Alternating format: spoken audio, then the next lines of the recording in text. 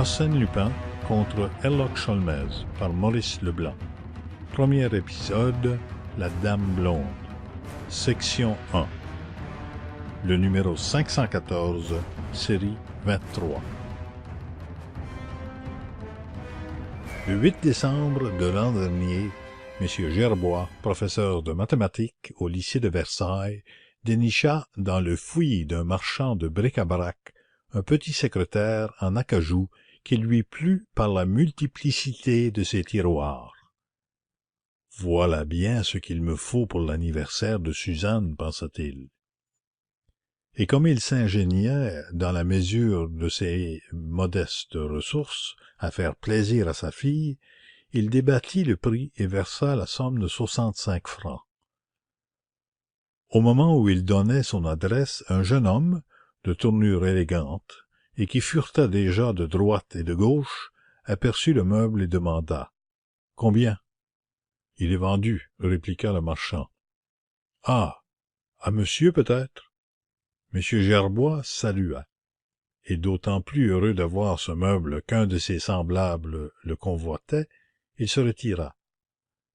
Mais il n'avait pas fait 10 pas dans la rue qu'il fut rejoint par le jeune homme, qui, le chapeau à la main, et d'un ton de parfaite courtoisie, lui dit: « Je vous demande infiniment pardon, monsieur.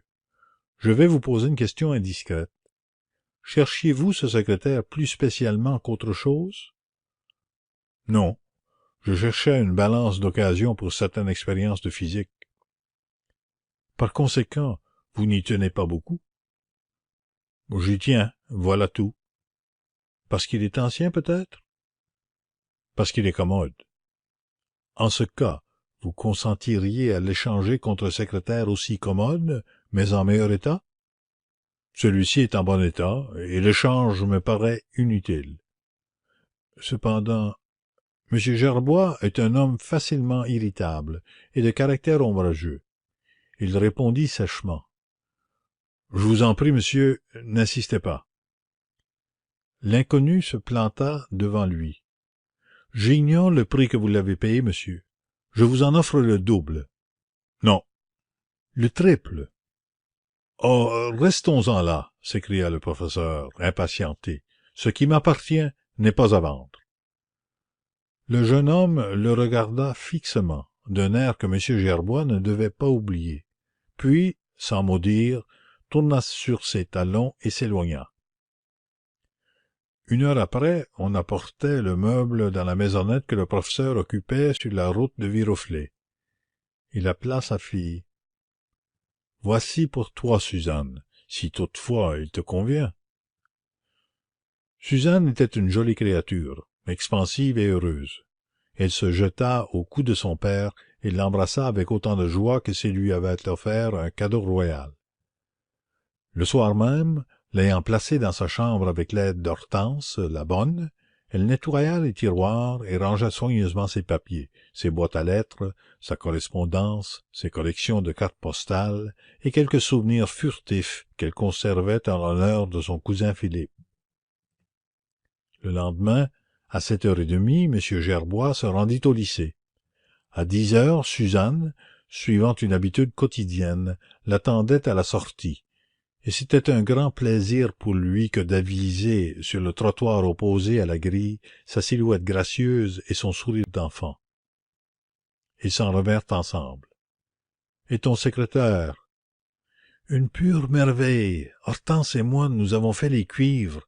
On dirait de l'or. » « Ainsi, tu es contente? »« Si, je suis contente. C'est-à-dire que je ne sais pas comment j'ai pu m'en passer jusqu'ici. » Ils traversèrent le jardin qui précède la maison. M. Gerbois proposa: « Nous pourrions aller le voir avant le déjeuner. »« Ah oui, c'est une bonne idée. » Elle monta la première, mais arrivée au seuil de sa chambre, elle poussa un cri d'effarement. « Qu'y a-t-il donc? » balbutia M. Gerbois. À son tour, il entra dans la chambre. Le secrétaire n'y était plus. Ce qui étonnait le juge d'instruction, c'est l'admirable simplicité des moyens employés. En l'absence de Suzanne, et tandis que la bonne faisait son marché, un commissionnaire muni de sa plaque « Des voisins la virent » avait arrêté sa charrette devant le jardin et sonné par 2 fois. Les voisins, ignorant que la bonne était dehors, n'eurent aucun soupçon, de sorte que l'individu effectua sa besogne dans la plus absolue quiétude. À remarquer ceci, aucune armoire ne fut fracturée, aucune pendule dérangée. Bien plus, le porte-monnaie de Suzanne, qu'elle avait laissé sur le marbre du secrétaire, se retrouva sur la table voisine avec les pièces d'or qu'il contenait. Le mobile du vol était donc nettement déterminé, ce qui rendait le vol d'autant plus inexplicable, car enfin, pourquoi courir tant de risques pour un butin si minime? Le seul indice qui put fournir le professeur fut l'incident de la veille. Tout de suite ce jeune homme a marqué de mon refus une vive contrariété, et j'ai eu l'impression très nette qu'il me quittait sur une menace. C'était bien vague. On interrogea le marchand. Il ne connaissait ni l'un ni l'autre de ces 2 messieurs. Quant à l'objet, il l'avait acheté 40 francs à Chevreuse, dans une vente après décès, et croyait bien l'avoir revendu à sa juste valeur. L'enquête poursuivie n'apprit rien de plus. Mais M. Gerbois restait persuadé qu'il avait subi un dommage énorme.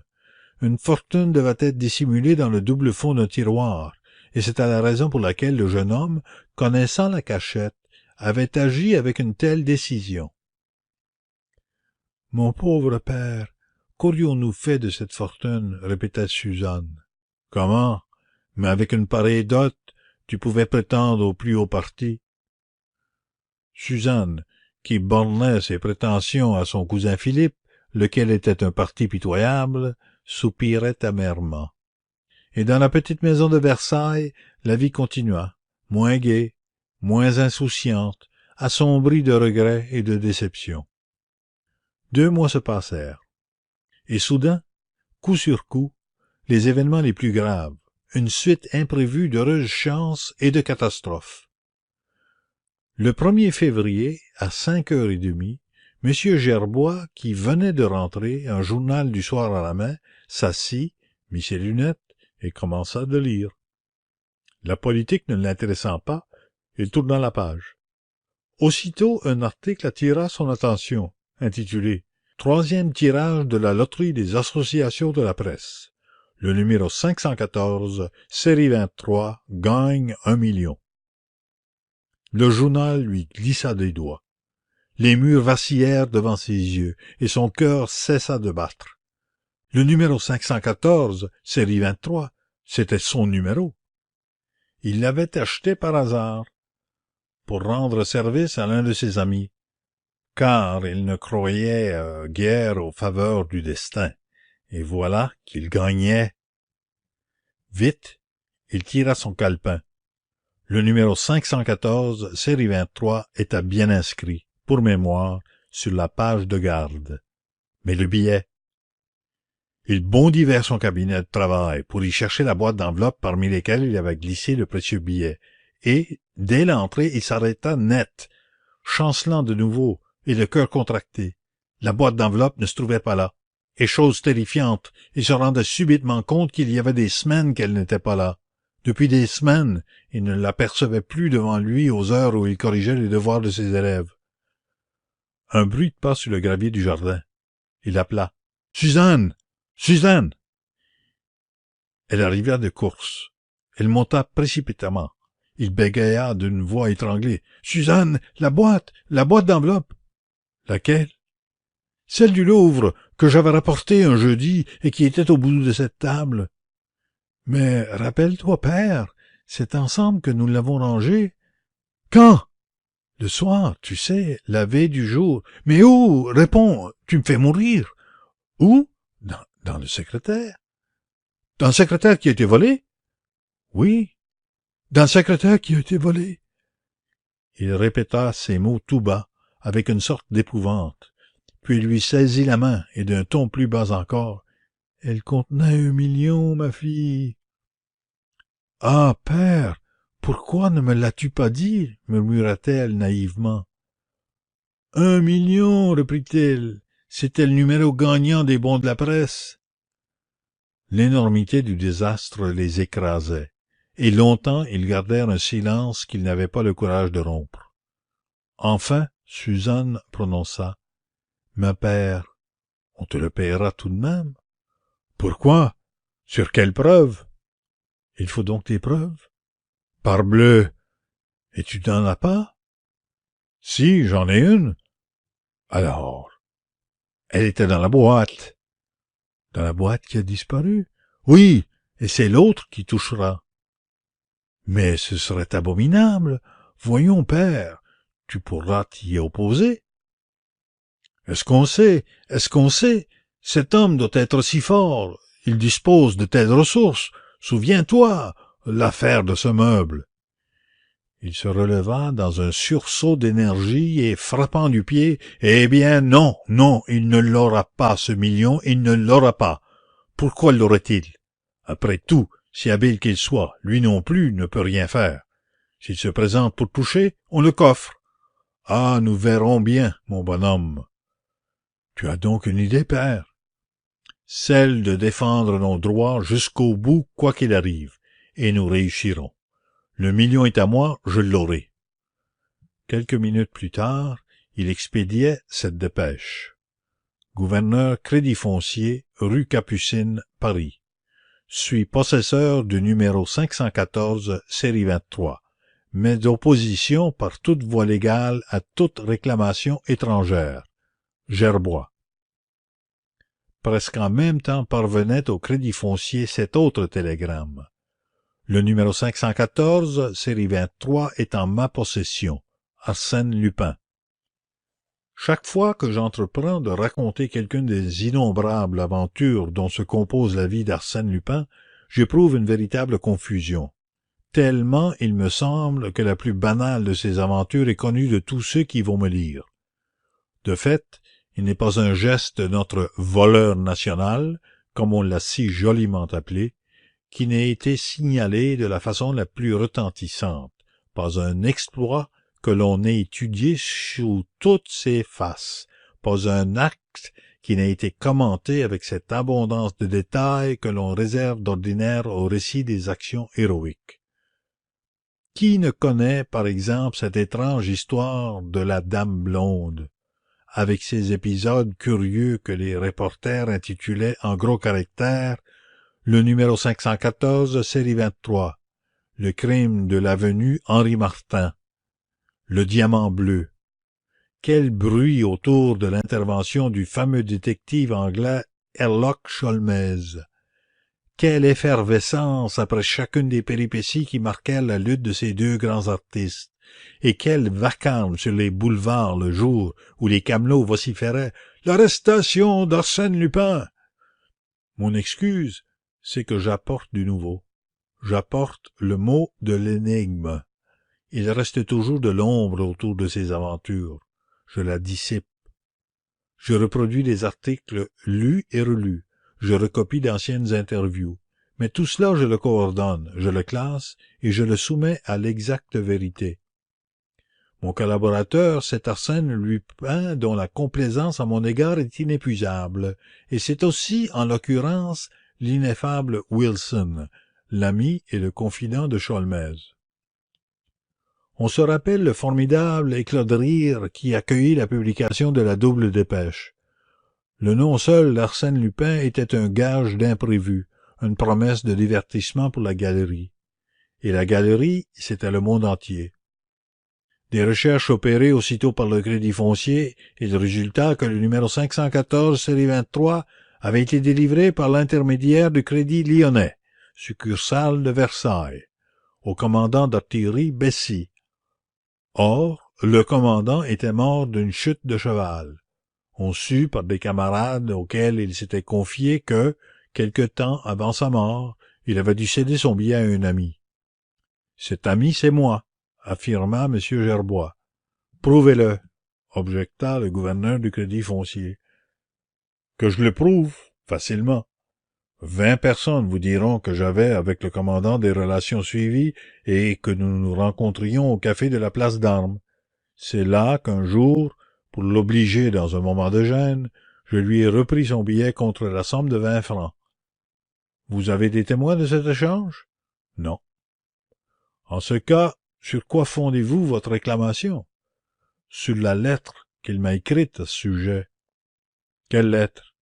Une lettre qui était épinglée avec le billet. Montrez-la. Mais elle se trouvait dans le secrétaire volé. Retrouvez-la. Arsène Lupin la communiqua lui. Une note insérée par l'Écho de France, lequel a l'honneur d'être son organe officiel et dont il est, paraît-il, un des principaux actionnaires. Une note annonça qu'il remettait entre les mains de maître Detinan, son avocat conseil, la lettre que le commandant Bessy lui avait écrite à lui personnellement. Ce fut une explosion de joie. Arsène Lupin prenait un avocat. Arsène Lupin, respectueux des règles établies, désignait pour le représenter un membre du barreau. Toute la presse se rua chez maître Detinan, député radical influent, homme de haute probité en même temps que d'esprit fin, un peu sceptique, volontiers paradoxal. Maître Detinan n'avait jamais eu le plaisir de rencontrer Arsène Lupin, et il le regrettait vivement. Mais il venait en effet de recevoir ses instructions, et, très touché d'un choix dont il sentait tout l'honneur, il compta défendre vigoureusement le droit de son client. Il ouvrit donc le dossier nouvellement constitué, et sans détour exhiba la lettre du commandant. Elle prouvait bien la cession du billet, mais ne mentionnait pas de nom de l'acquéreur. « Mon cher ami », disait-elle simplement. « Mon cher ami, c'est moi », ajoutait Arsène Lupin dans une note jointe à la lettre du commandant. « Et la meilleure preuve, c'est que j'ai la lettre. » La nuée des reporters s'abattit immédiatement chez M. Gerbois qui ne put que répéter. « Mon cher ami n'est autre que moi. Arsène Lupin a volé la lettre du commandant avec le billet de loterie. » « Qu'il le prouve, riposta Lupin au journaliste. « Mais puisque c'est lui qui a volé le secrétaire, s'exclama M. Gerbois devant les mêmes journalistes. Et Lupin riposta. « Qu'il le prouve. » Et ce fut un spectacle d'une fantaisie charmante que ce duel public entre les deux possesseurs du numéro 514, série 23, que ces allées et venues des reporters, que le sang-froid d'Arsène Lupin en face de l'affolement de ce pauvre M. Gerbois. Le malheureux, la presse était remplie de ses lamentations.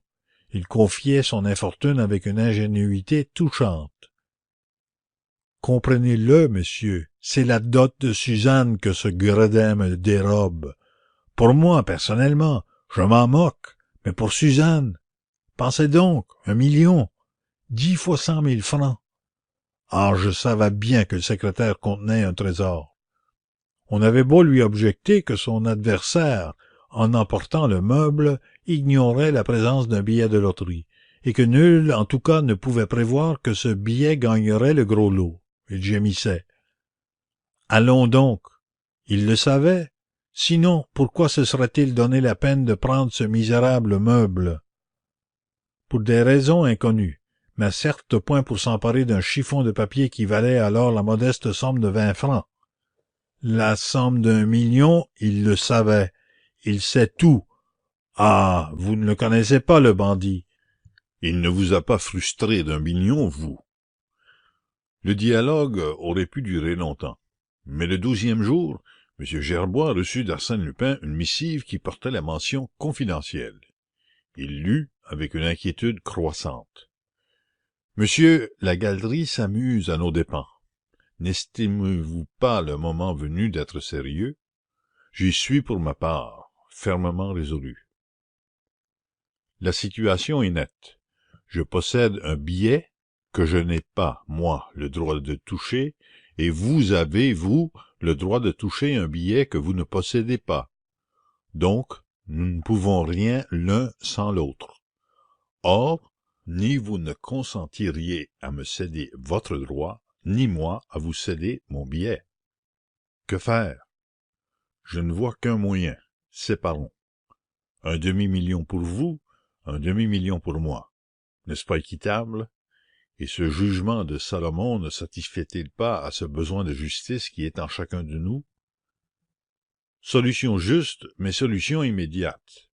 Ce n'est pas une offre que vous ayez le loisir de discuter, mais une nécessité à laquelle les circonstances vous contraignent à vous plier. Je vous donne 3 jours pour réfléchir. Vendredi matin, j'aime à croire que je lirai, dans les petites annonces de l'Écho de France, une note discrète adressée à M. Ars Lup, et contenant, en termes voilés, votre adhésion pure et simple au pacte que je vous propose. Moyennant quoi, vous rentrez en possession immédiate du billet et touchez le million, quitte à me remettre 500 000 francs par la voie que je vous indiquerai ultérieurement. En cas de refus, j'ai pris mes dispositions pour que le résultat soit identique. Mais, outre les ennuis très graves que vous causerait une telle obstination, vous auriez à subir une retenue de 25 000 francs pour frais supplémentaires. Veuillez agréer, monsieur, l'expression de mes sentiments les plus respectueux. Arsène Lupin. Exaspéré, M. Gerbois commit la faute énorme de montrer cette lettre et d'en laisser prendre copie. Son indignation le poussait à toutes les sottises. « Rien, il n'aura rien !» s'écria-t-il devant l'assemblée des reporters. « Partager ce qui m'appartient? Jamais! Qu'il déchire son billet, s'il le veut. » Cependant, 500 000 francs valent mieux que rien. Il ne s'agit pas de cela, mais de mon droit, et ce droit je l'établirai devant les tribunaux. Attaquer Arsène Lupin? Ce serait drôle. Non, mais le crédit foncier, il doit me délivrer le million. Contre le dépôt du billet, ou du moins contre la preuve que vous l'avez acheté. La preuve existe, puisque Arsène Lupin avoue qu'il a volé le secrétaire. La parole d'Arsène Lupin suffira-t-elle aux tribunaux? N'importe, je poursuis. La galerie trépignait. Des paris furent engagés, les uns tenant que Lupin réduirait M. Gerbois, les autres qu'il en serait pour ses menaces. Et l'on éprouvait une sorte d'appréhension, tellement les forces étaient inégales entre les deux adversaires. L'un si rude dans son assaut, l'autre effaré comme une bête qu'on traque. Le vendredi, on s'arracha l'Écho de France, et on scruta fiévreusement la 5e page à l'endroit des petites annonces. Pas une ligne n'était adressée à M. Ars Lup. Aux injonctions d'Arsène Lupin, M. Gerbois répondait par le silence. C'était la déclaration de guerre. Le soir, on apprenait par les journaux l'enlèvement de Mademoiselle Gerbois. Ce qui nous réjouit dans ce qu'on pourrait appeler les spectacles d'Arsène Lupin, c'est le rôle éminemment comique de la police. Tout se passe en dehors d'elle. Il parle, lui, il écrit, prévient, commande, menace, exécute, comme s'il n'existait ni chef de la sûreté, ni agent, ni commissaire, personne enfin qui pût l'entraver dans ses desseins. Tout cela est considéré comme nul et non avenu. L'obstacle ne compte pas. Et pourtant elle se démène, la police. Dès qu'il s'agit d'Arsène Lupin, du haut en bas de l'échelle, tout le monde prend feu, bouillonne, écume de rage. C'est l'ennemi, et l'ennemi qui vous nargue, vous provoque, vous méprise, ou, qui pis est, vous ignore. Et que faire contre un pareil ennemi? À 10h moins 20, selon le témoignage de la bonne, Suzanne partait de chez elle. À 10h 5 en sortant du lycée, son père ne l'apercevait pas sur le trottoir où elle avait coutume de l'attendre. Donc, tout s'était passé au cours de la petite promenade de 20 minutes qui avait conduit Suzanne de chez elle jusqu'au lycée, ou du moins jusqu'aux abords du lycée. 2 voisins affirmèrent l'avoir croisée à 300 pas de la maison. Une dame avait vu marcher le long de l'avenue une jeune fille dont le signalement correspondait au sien. Et après, on ne savait pas. On perquisitionnait de tous côtés, on interrogeait les employés des gares et de l'octroi. Ils n'avaient rien remarqué ce jour-là qui pût se rapporter à l'enlèvement d'une jeune fille. Cependant, à Ville-d'Avray, un épicier déclara qu'il avait fourni de l'huile à une automobile fermée qui arrivait de Paris. Sur le siège se tenait un mécanicien, à l'intérieur une dame blonde.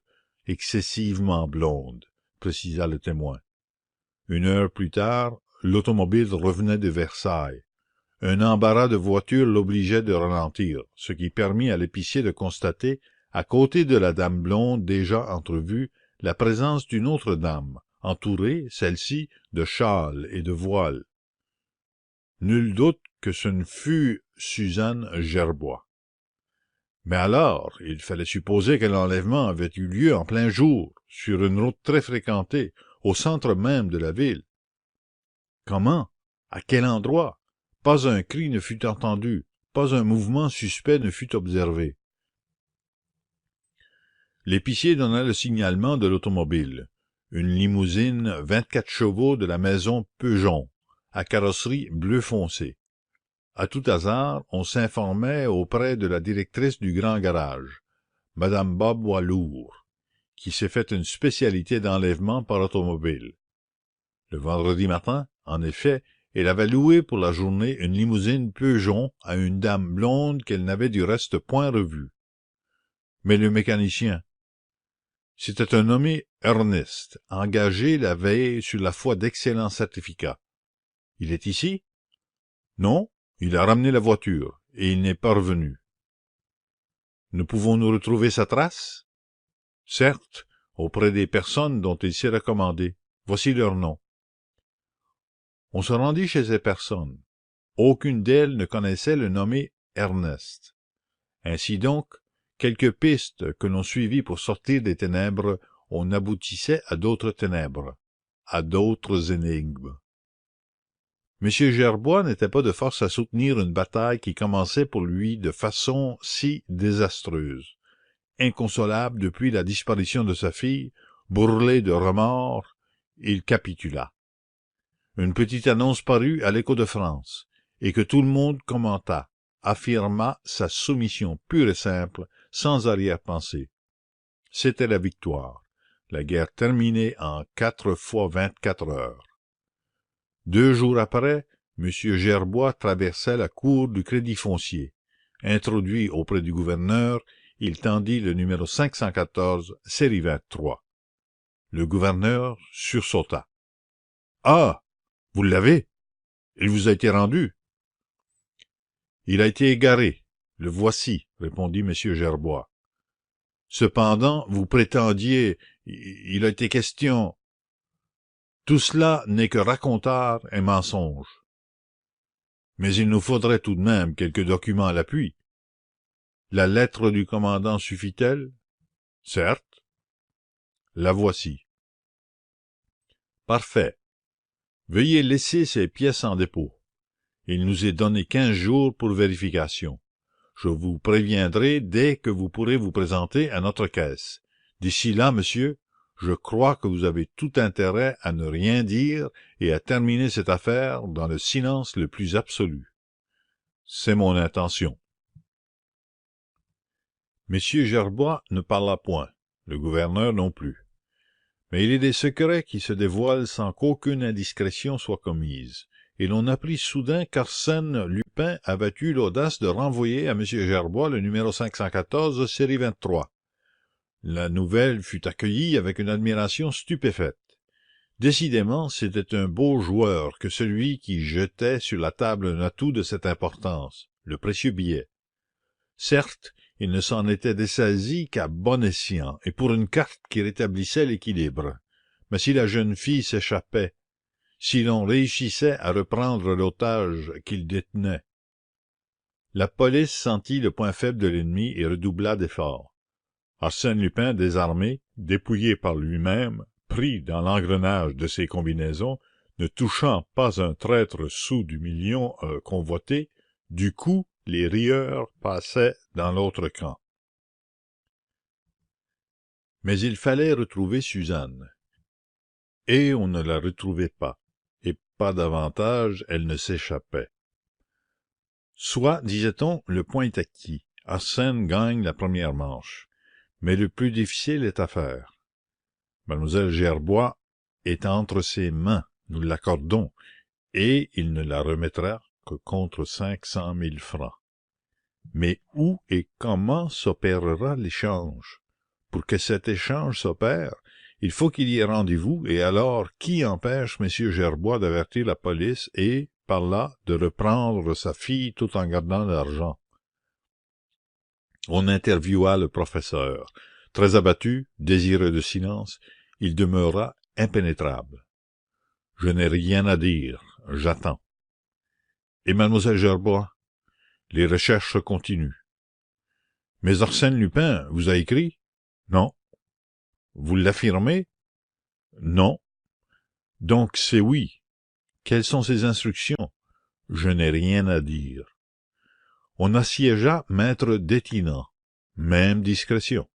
« Monsieur Lupin est mon client, » répondait-il avec une affectation de gravité. « Vous comprendrez que je sois tenu à la réserve la plus absolue. » Tous ces mystères irritaient la galerie. Évidemment, des plans se tramaient dans l'ombre. Arsène Lupin disposait et resserrait les mailles de ses filets, pendant que la police organisait autour de M. Gerbois une surveillance de jour et de nuit. Et l'on examinait les trois seuls dénouements possibles, l'arrestation, le triomphe ou l'avortement ridicule et piteux. Mais il arriva que la curiosité du public ne devait être satisfaite que de façon partielle, et c'est ici, dans ces pages, que, pour la première fois, l'exacte vérité se trouve révélée. Le mardi 12 mars, M. Gerbois reçut, sous une enveloppe d'apparence ordinaire, un avis du Crédit foncier. Le jeudi, à 1h, il prenait le train pour Paris. À 2h, les 1000 billets de 1000 francs lui furent délivrés. Tandis qu'il les feuilletait un à un, en tremblant, cet argent, n'était-ce pas la rançon de Suzanne? Deux hommes s'entretenaient dans une voiture arrêtée à quelque distance du grand portail. L'un de ces hommes avait des cheveux grisonnants et une figure énergique qui contrastait avec son habillement et ses allures de petit employé. C'était l'inspecteur principal Ganimard, le vieux Ganimard, l'ennemi implacable de Lupin. Et Ganimard disait au brigadier Folenfant: « Ça ne va pas tarder. Avant 5 minutes, nous allons revoir notre bonhomme. Tout est prêt? » « Absolument. » « Combien sommes-nous? » « 8, dont 2 à bicyclette. »« Et moi qui compte pour 3. C'est assez.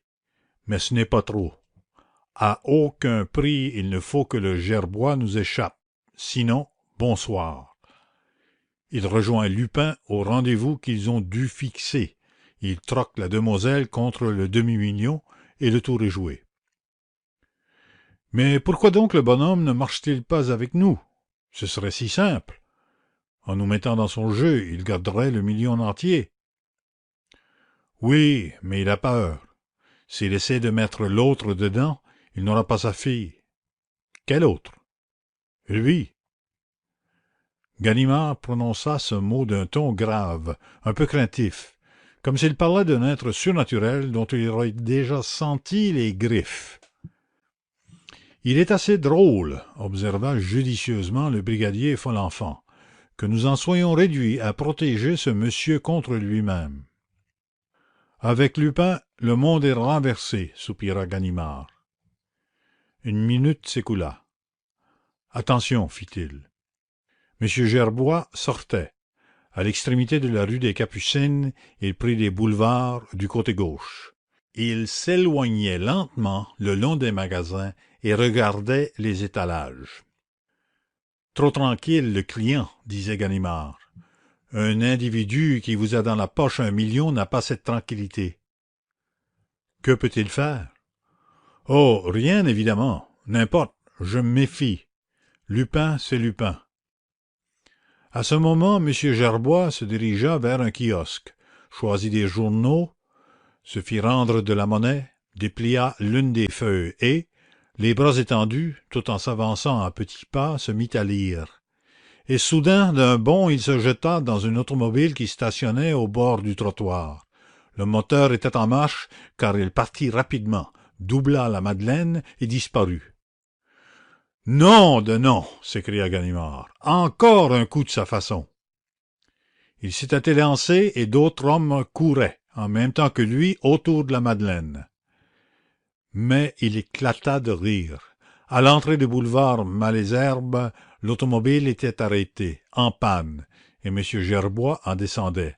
« Vite, Folenfant! Le mécanicien, c'est peut-être le nommé Ernest. » Folenfant s'occupa du mécanicien. C'était un nommé Gaston, employé à la Société des fiacres automobiles. 10 minutes auparavant, un monsieur l'avait retenu et lui avait dit d'attendre sous pression près du kiosque, jusqu'à l'arrivée d'un autre monsieur. « Et le second client? » demanda Folenfant. « Quelle adresse a-t-il donnée? »« Aucune adresse. Boulevard Malesherbes, avenue de Messine. Double pourboire. Voilà tout. » Mais pendant ce temps, sans perdre une minute, M. Gerbois avait sauté dans la première voiture qui passait. « Cocher, au métro de la Concorde. » Le professeur sortit du métro place du Palais-Royal, courut vers une autre voiture et se fit conduire place de la Bourse. Deuxième voyage en métro, puis avenue de Villiers, troisième voiture. Cocher, 25, rue Clapeyron. Le 25 de la rue Clapeyron est séparé du boulevard des Batignolles par la maison qui fait l'angle. Il monta au premier étage et sonna. Un monsieur lui ouvrit. « C'est bien ici que demeure maître Détinant? »« C'est moi-même. Monsieur Gerbois, sans doute. »« Parfaitement. Je vous attendais, monsieur. Donnez-vous la peine d'entrer. » Quand M. Gerbois pénétra dans le bureau de l'avocat, la pendule marquait 3 heures, et tout de suite il dit: « C'est l'heure qu'il m'a fixée. Il n'est pas là? » « Pas encore. » M. Gerbois s'assit, s'épongea le front, regarda sa montre comme s'il ne connaissait pas l'heure, et reprit anxieusement: « Viendra-t-il? » L'avocat répondit: « Vous m'interrogez, messieurs, sur la chose du monde que je suis le plus curieux de savoir. Jamais je n'ai ressenti pareille impatience. En tout cas, s'il vient, il risque gros. Cette maison est très surveillée depuis 15 jours. On se méfie de moi. Et de moi encore davantage. Aussi, je n'affirme pas que les agents attachés à ma personne aient perdu ma trace. » « Mais alors? »« Ce ne serait point de ma faute, » s'écria vivement le professeur, « et l'on n'a rien à me reprocher. Qu'ai-je promis? D'obéir à ses ordres. Eh bien, j'ai obéi aveuglément à ses ordres. J'ai touché l'argent à l'heure fixée par lui, et je me suis rendu chez vous de la façon qu'il m'a prescrite. Responsable du malheur de ma fille, j'ai tenu mes engagements en toute loyauté. À lui de tenir les siens. » Et il ajouta de la même voix anxieuse: « Il ramènera ma fille, n'est-ce pas? »« Je l'espère. »« Cependant, vous l'avez vu? »« Moi? Mais non. Il m'a simplement demandé par lettre de vous recevoir tous deux, de congédier mes domestiques avant 3 heures, et de n'admettre personne dans mon appartement entre votre arrivée et son départ. Si je ne consentais pas à cette proposition, il me prierait de l'en prévenir par 2 lignes à l'Écho de France. Mais je suis trop heureux de rendre service à Arsène Lupin, et je consens à tout. » Messieurs Gerbois gémit.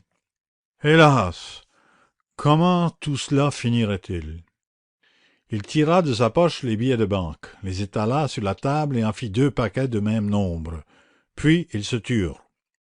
De temps à autre, M. Gerbois prêtait l'oreille. N'avait-on pas sonné? Avec les minutes, son angoisse augmentait, et maître Détinant aussi éprouvait une impression presque douloureuse. Un moment même, l'avocat perdit tout sang-froid. Il se leva brusquement. « Nous ne le verrons pas. Comment voulez-vous? Ce serait de la folie de sa part. Qu'il ait confiance en nous, soit. Nous sommes d'honnêtes gens incapables de le trahir. Mais le danger n'est pas seulement ici. » Et M. Gerbois, écrasé, les 2 mains sur les billets, balbutiait: « Qu'il vienne, mon Dieu, qu'il vienne! Je donnerais tout cela pour retrouver Suzanne. » La porte s'ouvrit.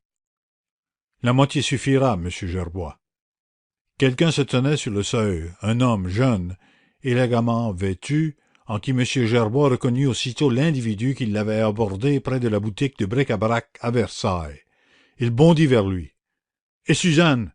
Oui, ma fille. » Arsène Lupin ferma la porte soigneusement, et tout en défaisant ses gants du geste le plus paisible, il dit à l'avocat: Mon cher maître, je ne saurais trop vous remercier de la bonne grâce avec laquelle vous avez consenti à défendre mes droits. Je ne l'oublierai pas. Maître Detinan murmurait: « Mais vous n'avez pas sonné, je n'ai pas entendu la porte. » Les sonnettes et les portes sont des choses qui doivent fonctionner sans qu'on les entende jamais. Me voilà tout de même, c'est l'essentiel. « Ma fille! Suzanne! Qu'en avez-vous fait? » répéta le professeur. « Mon Dieu, monsieur, dit Lupin. Que vous êtes pressé? Allons, rassurez-vous, encore un instant et mademoiselle votre fille sera dans vos bras. » Il se promena, puis du ton d'un grand seigneur qui distribue des éloges: « Monsieur Gerbois, je vous félicite de l'habileté avec laquelle vous avez agi tout à l'heure. Si l'automobile n'avait pas eu cette panne absurde, on se retrouvait tout simplement à l'Étoile, et l'on épargnait à maître Detinan l'ennui de cette visite. Enfin, c'était écrit. » Il aperçut les 2 liasses de bank-notes et s'écria: « Ah, parfait! Le million est là! Nous ne perdrons pas de temps.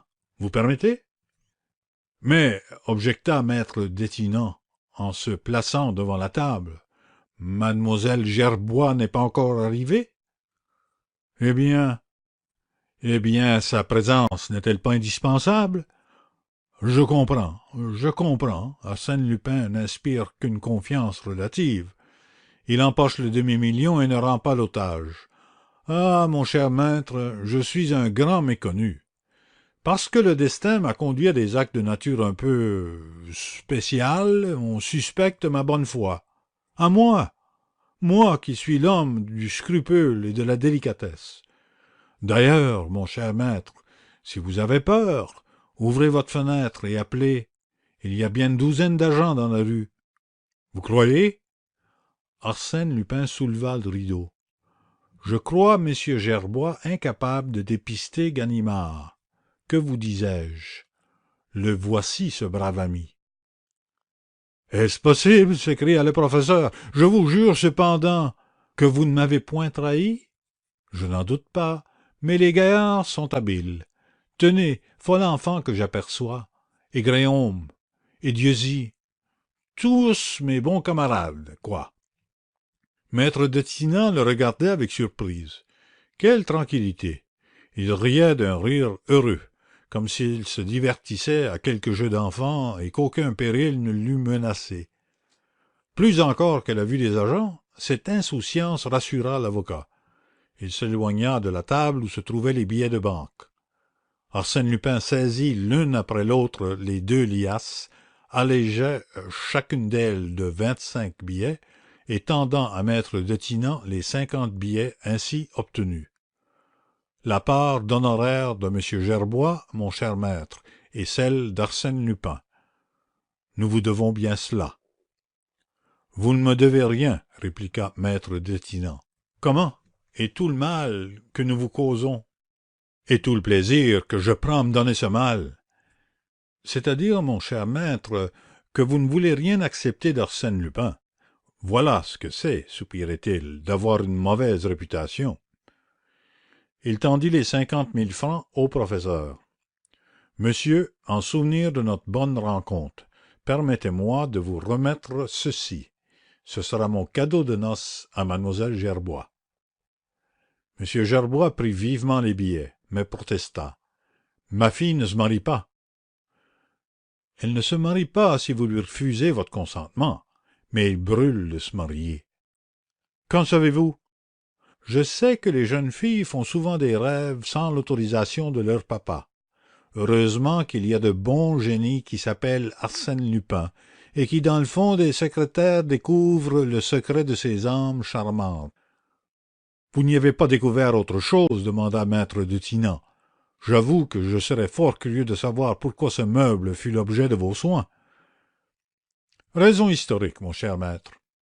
Bien que, contrairement à l'avis de M. Gerbois, il ne contint aucun autre trésor que le billet de loterie, et cela je l'ignorais, j'y tenais, et je le recherchais depuis longtemps.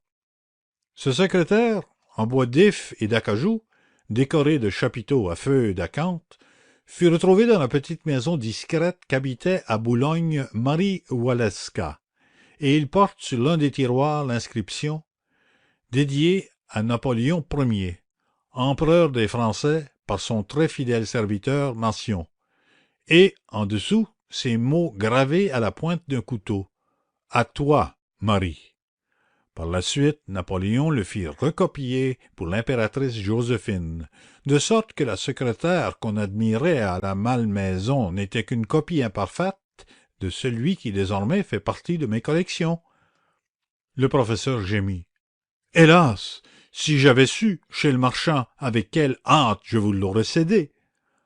Arsène Lupin dit en riant. Et vous auriez eu en outre cet avantage appréciable de conserver pour vous seul le numéro 514, série 23. Ce qui ne vous aurait pas conduit à enlever ma fille et que tout cela a dû bouleverser. Tout cela? Cet enlèvement. Mais mon cher monsieur, vous faites erreur. Mademoiselle Gerbois n'a pas été enlevée. Ma fille n'a pas été enlevée. Nullement. Qui dit enlèvement dit violence. Or, c'est de son plein gré qu'elle a servi d'otage. De son plein gré, répéta M. Gerbois confondu. Et presque sur sa demande. Comment? Une jeune fille intelligente comme mlle Gerbois et, qui plus est, cultive au fond de son âme une passion inavouée, aurait refusé de conquérir sa dot.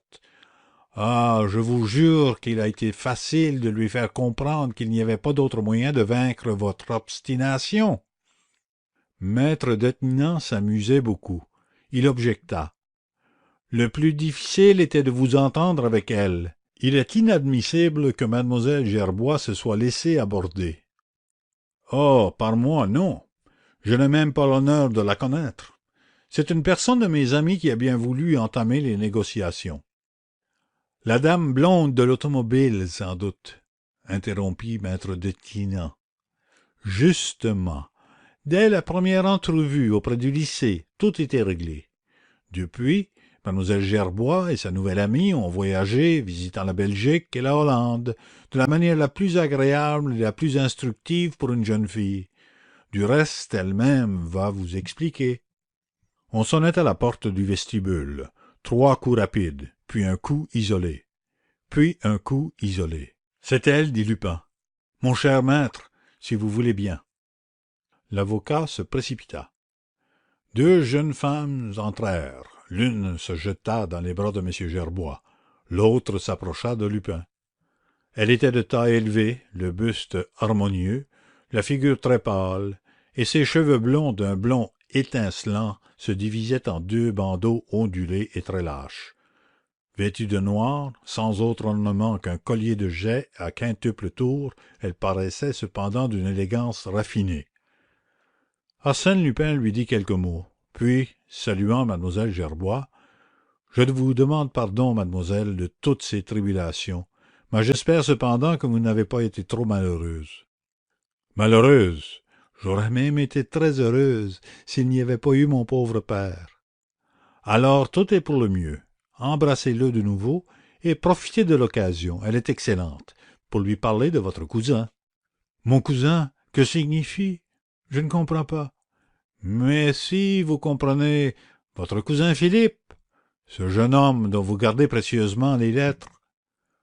Suzanne rougit, perdit contenance, et enfin, comme le conseillait Lupin, se jeta de nouveau dans les bras de son père. Lupin les considéra tous 2 d'un œil attendri. Comme on est récompensé de faire le bien. Touchant spectacle. Heureux père, heureuse fille, et dire que ce bonheur, c'est ton œuvre, Lupin. Ces êtres te béniront plus tard, ton nom sera pieusement transmis à leurs petits-enfants. Oh, la famille, la famille. Il se dirigea vers la fenêtre. Ce bon Ganimard est-il toujours là? Il aimerait tant assister à ces charmantes effusions. Mais non, il n'est plus là. Plus personne. Ni lui, ni les autres. Diable! La situation devient grave. Il n'y aurait rien d'étonnant à ce qu'ils fussent déjà sous la porte cochère, chez le concierge peut-être, ou même dans l'escalier. M. Gerbois laissa échapper un mouvement. Maintenant que sa fille lui était rendue, le sentiment de la réalité lui revenait. L'arrestation de son adversaire, c'était pour lui un demi-million. Instinctivement, il fit un pas. Comme par hasard, Lupin se trouva sur son chemin. « Où allez-vous, monsieur Gerbois? Me défendre contre eux? 1000 fois aimable. Ne vous dérangez pas. D'ailleurs, je vous jure qu'ils sont plus embarrassés que moi. » Et il continua en réfléchissant. « Au fond, que savent-ils? Que vous êtes ici, et peut-être que mademoiselle Gerbois y est également. Car ils ont dû la voir arriver avec une dame inconnue. Mais moi, ils ne s'en doutent pas. Comment me serais-je introduit dans une maison qu'ils ont fouillée ce matin de la cave au grenier? Non. Selon toute probabilité, ils m'attendent pour me saisir au vol, pauvre chéri. À moins qu'ils ne devinent que la dame inconnue est envoyée par moi et qu'ils ne la supposent chargée de procéder à l'échange, auquel cas ils s'apprêtent à l'arrêter à son départ. Un coup de timbre retentit. D'un geste brusque, Lupin immobilisa M. Gerbois et la voix sèche, impérieuse. « Halte là, monsieur! Pensez à votre fille et soyez raisonnable. Sinon, quant à vous, maître Detinan, j'ai votre parole. » M. Gerbois fut cloué sur place. L'avocat ne bougea point. Sans la moindre hâte, Lupin prit son chapeau. Un peu de poussière le maculait. Il le brossa du revers de sa manche. « Mon cher maître, si jamais vous avez besoin de moi, mes meilleurs vœux, mademoiselle Suzanne et toutes mes amitiés à monsieur Philippe. » Il tira de sa poche une lourde montre à double boîtier d'or. « Monsieur Gerbois, il est 3h42. À 3h46, je vous autorise à sortir de ce salon. Pas une minute plus tôt que 3h46, n'est-ce pas? » « Mais ils vont entrer de force, » ne put s'empêcher de dire maître Detinan. « Et la loi que vous oubliez, mon cher maître. Jamais Ganimard n'osera violer la demeure d'un citoyen français.